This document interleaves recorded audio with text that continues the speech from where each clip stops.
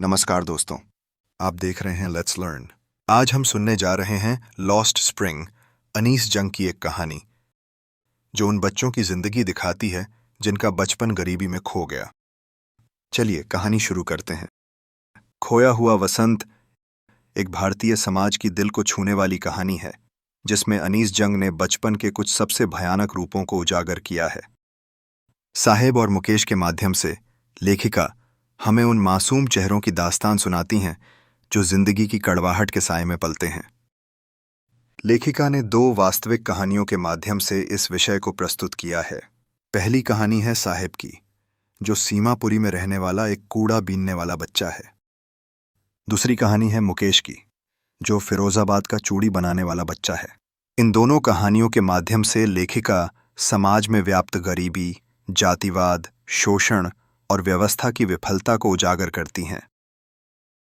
तो आइए कहानी शुरू करते हैं। पहली कहानी। कभी कभी मुझे कूड़े में 1 रुपया मिल जाता है। साहेब की कहानी।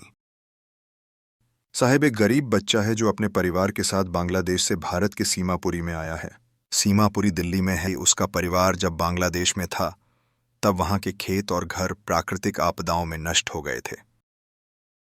अब वह और उसका परिवार दिल्ली के सीमापुरी में कूड़ा बीनकर जीवन यापन करते हैं। साहेब हर सुबह अपने झोले के साथ निकलता है और कूड़े में खजाना तलाशता है। कूड़े में मिलने वाले हर कीमती चीज उसके लिए सोने के समान है। एक दिन लेखिका उससे पूछती हैं, "हे, तुम स्कूल क्यों नहीं जाते हो?" वह जवाब देता है, "मेरे मोहल्ले में स्कूल नहीं है। जब बन जाएगा तो जाऊंगा।" लेखिका मजाक में कहती हैं, "अगर मैं स्कूल बनाऊं तो आओगे?" साहेब हंसकर कहता है, "हाँ।" लेकिन कुछ दिनों बाद वह जब स्कूल के बारे में पूछता है तो लेखिका शर्मिंदा हो जाती हैं, क्योंकि उसका वादा तो महज एक मजाक था। पर ऐसे खोखले वादे साहेब की दुनिया में आम हैं। पर लेखिका शर्मिंदा हुई क्योंकि उन्होंने वादा बिना सोचे समझे ही कर दिया, वह भी एक ऐसे बच्चे के साथ जो मजाक को भी सच मानता है। लेखिका उसके साथ साथ कई अन्य बच्चे जो नंगे पांव ही घूमते रहते हैं उनसे भी मिलती है। वह पूछती है कि जूते क्यों नहीं पहने। कोई कहता है जूते माँ ने शेल्फ से नहीं उतारे, और जिसके कारण वह नहीं पहन पाया। दूसरा एक कहता है पहने हुए होता तो भी उतार देगा। लेखिका जानती है कि इनमें से कोई तो कभी जूते पहन ही नहीं पाया। उनके जवाब में गरीबी को छुपाने का असफल प्रयास भी झलक रहा था। उनके लिए यह सिर्फ गरीबी नहीं बल्कि जीवन का एक ढर्रा बन चुका है।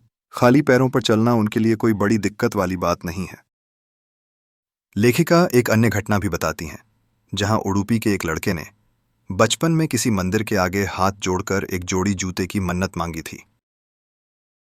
अब कई सालों बाद जब लेखिका उस जगह से गुजरती है तो वह देखती है कि उसका बेटा जूते पहनकर स्कूल जाता है। यह एक बड़ा परिवर्तन है, पर सभी जगह नहीं हुआ है। हर गरीब का बच्चा जूते पहनकर स्कूल नहीं जाता। सीमापुरी में लगभग 10,000 लोग कूड़ा बीनते हैं। उनके पास ना पहचान है ना सुविधा, लेकिन राशन कार्ड जरूर है जिससे खाना मिलता है। बड़ों के लिए कूड़े का ढेर है रोजगार, बच्चों के लिए आश्चर्य और उम्मीद का भंडार। बच्चे हर रोज बड़ी उत्सुकता के साथ कचरे के ढेरों पर सोना तलाश करते हैं। हर पल बड़ा रोमांचक होता है, न जाने अगले ही पल क्या मिल जाए। एक दिन की बात है, लेखिका ने देखा कि साहेब एक चाय की दुकान पर काम करने लगा है। वह अब 800 रुपये महीना और खाना पाता है, लेकिन उसके चेहरे की चमक गायब हो जाती है। पहले वह भले ही कचरा बिनता था, पर वह अपने मर्जी का मालिक था। पर अब वह किसी के अधीन काम करता है। वह अब मालिक नहीं, मजदूर है।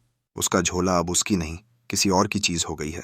उसकी आजादी अब 800 रुपये में किसी के हाथों में बिक चुकी हैं। अब आते हैं दूसरे कहानी पर। मैं कार चलाना चाहता हूं, मुकेश की कहानी। अब कहानी की पृष्ठभूमि फिरोजाबाद, उत्तर प्रदेश में स्थानांतरित होती है। यह शहर कांच की चूड़ियों के लिए प्रसिद्ध है। हर गली, हर घर, हर परिवार इसी कार्य में लगा है। यहां लेखिका की भेंट होती है मुकेश से, एक किशोर लड़का जो कहता है, "मैं मोटर मैकेनिक बनूंगा, मैं खुद का मालिक बनना चाहता हूं।" मुकेश का परिवार, दादा पिता सब चूड़ी उद्योग से जुड़े हैं। चूड़ियां बनाते बनाते उसके दादा नेत्रहीन हो चुके हैं। उनके समाज में ज्यादातर लोगों की आंखें कमजोर हो चुके हैं। छोटे छोटे बच्चे भी भट्टियों में काम करते हैं और उनकी आंखें दिन के उजाले से ज्यादा भट्टी की अंधेरे में साफ देख पाती हैं। ये बच्चे और उनके परिवार गर्म भट्टियों, धुएं, अंधेरे और गंदगी में चूड़ियां बनाते हैं। यह बाल मजदूरी है जो कानूनन अपराध है, पर किसी को परवाह नहीं।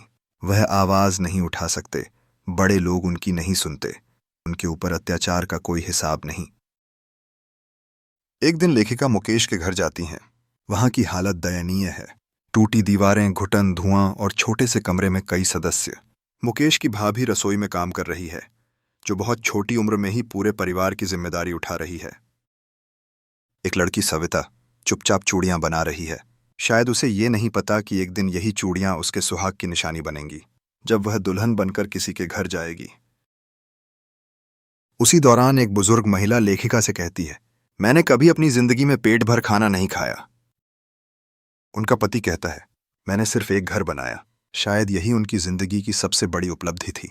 इस पाठ का मुख्य संदेश और निष्कर्ष यह है कि लेखिका दो दुनियाओं को देखती हैं। एक दुनिया जो जाति, गरीबी और परंपरा के बोझ में दबी हुई है।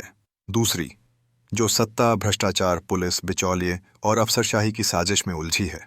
इन दोनों ने मिलकर बच्चों से उनका वसंत यानी बचपन छीन लिया है। लेकिन मुकेश थोड़ा अलग है। वह कहता है, मैं कार बनाऊंगा, चलाऊंगा, मैं चलकर जाऊंगा।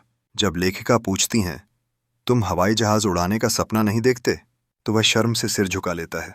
नहीं, क्योंकि उसके सपने छोटे हैं लेकिन अपने हैं।